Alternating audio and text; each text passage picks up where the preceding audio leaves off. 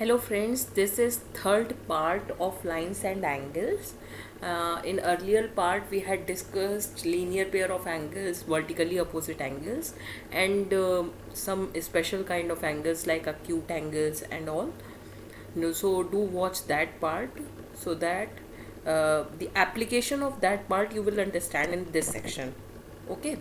So hope you like my video. Do subscribe my channel and press the like button. Now अब एक question हम लेंगे, जैसे हमने इंटरसेक्टिंग लाइन और नॉन इंटरसेक्टिंग लाइन पीछे वीडियो में पढ़ा था। सी, अगर नॉन इंटरसेक्टिंग लाइन है तो उसको मैंने कहा था पैरेलल लाइन, ठीक है।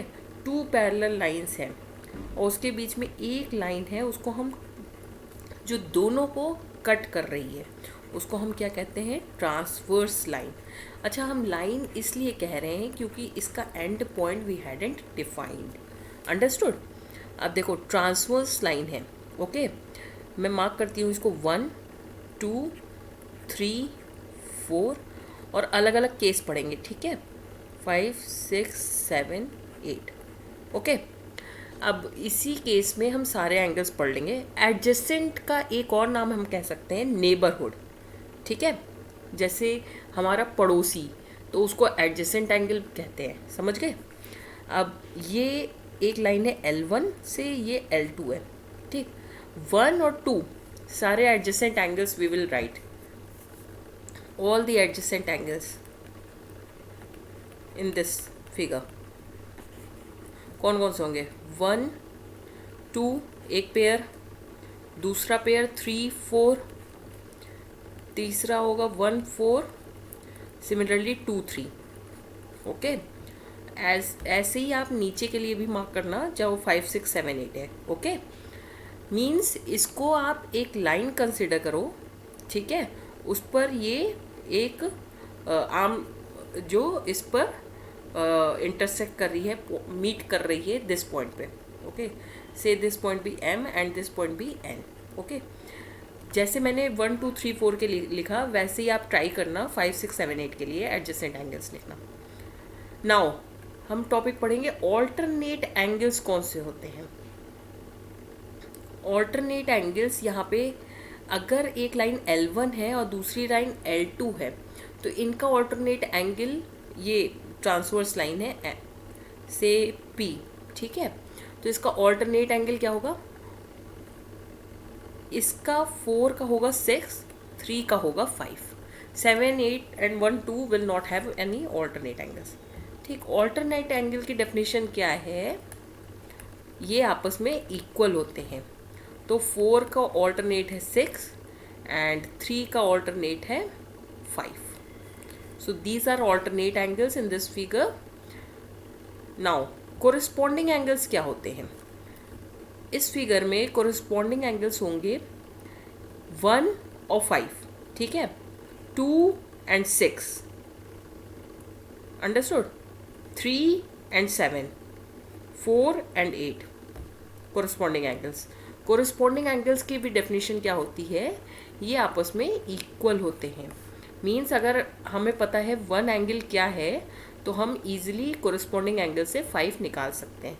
Means 1,5, 2,6, 3,7 and 4,8, these are corresponding angles in this figure, okay.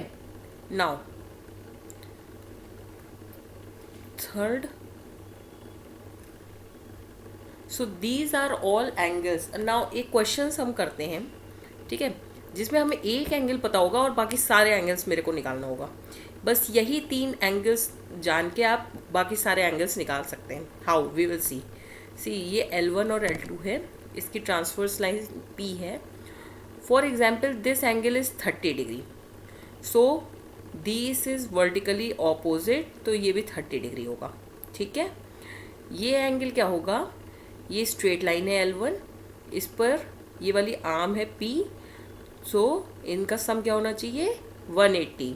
ये मेरा 30 दिया हो तो यहाँ पे क्या होगा? 150। नाउ इसका ऑपोजिट क्या होगा? Vertically opposite 150। सिमिलरली यहाँ पे ये 150 है तो ये भी 150 होगा because of alternate angles. These are alternate, understood. अब 30 का ऑल्टरनेट क्या होगा, मैंने पिछले फिगर में आपको समझाया है, ये होगा, इसलिए ये 30 होगा। सी, ये एंगल और ये एंगल मेरा कोरस्पॉन्डिंग है, तो आप देख रहे हो कि ये सिमिलर है, तो इसलिए मेरा ये मीन्स निकालना सही रहा। ठीक है। अब नाउ ये 150 है, आप अगर इसको स्ट्रेट लाइन कंसिडर करो और इसको transverse line is also straight line, और इसको एक आर्म इस पर जो मीटिंग पॉइंट एन पे मीट कर रही है, तो हम इससे यहाँ पे 30 निकल सकते हैं। ठीक है। और we can write it by using vertically opposite angle. और third reason is they are corresponding angle. So these all three conditions we can apply in this question.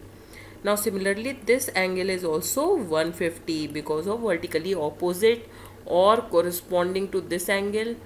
Or next method is this is straight line and this one is arm resting on this line meeting at point N. So 30 and this measurement will be 150. Now one more question you do like this.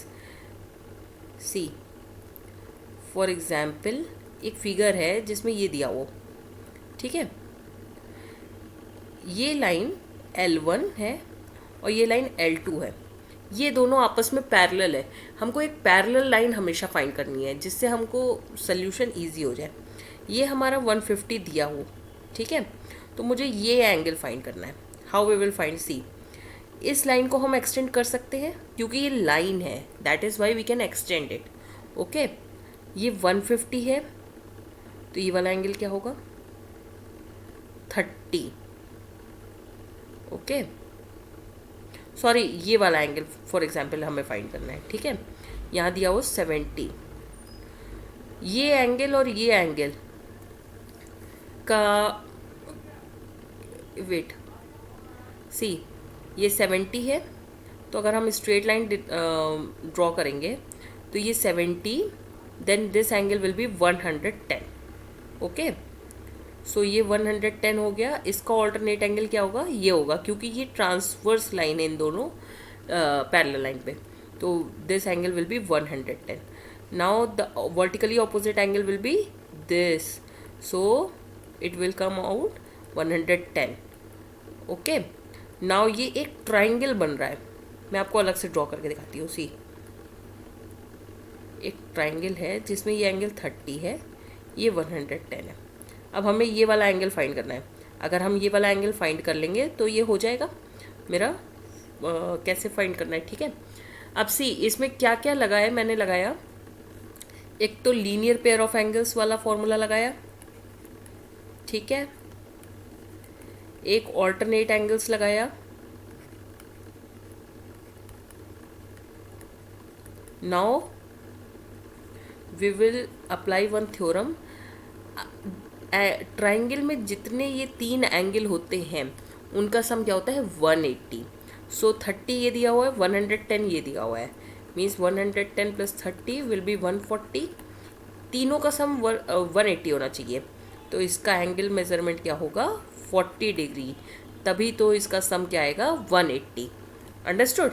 So in this way you can do this type of question. मतलब आपको 3 angle का पता होना चाहिए, alternate, corresponding, adjacent angles. Understood. कोई भी question करने के लिए vertically opposite angle you should also know, ठीक है। Vertically opposite angle, corresponding angle and alternate angles are equal. What it. अब एक आपके क्वेश्चन दिया हुआ है एनसीईआरटी में जिसमें ये एंगल x दिया है, ये y दिया है, ये w दिया है और ये z दिया हो, ठीक है। ये एक लाइन है AB, ओके, CD। अब हमें प्रूव करना है कि CD इज़ अ लाइन जब x plus y is equals to डब्ल्यू प्लस जेड दिया हो, ठीक है। तो ये बहुत सिंपल क्वेश्चन है। सी, कैसे करेंगे, ये पूरा एक सर्किल बना रहा है, तो इसका सम क्या होगा, x प्लस वाई प्लस डब्ल्यू plus z equal to 360 degree. अब ये CD स्ट्रेट लाइन कब होगी, जब इन दोनों का सम क्या हो जाए, 180। मैंने बोला ना स्ट्रेट लाइन का एंगल क्या होता है, 180। ठीक है, या x प्लस वाई का सम 180 हो जाए या w प्लस जेड का सम 180 हो जाए, तब भी we are done with. So x plus y equal to डब्ल्यू प्लस जेड दिया हो तो w प्लस जेड की जगह हम क्या रख सकते हैं, again we can put x plus y equals to 360. Now 2x plus 2y is equals to 360.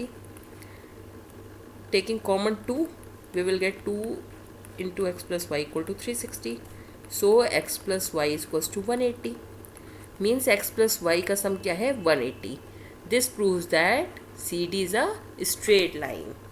Thank you so much for watching my video, and we will do some more proving questions in our next part.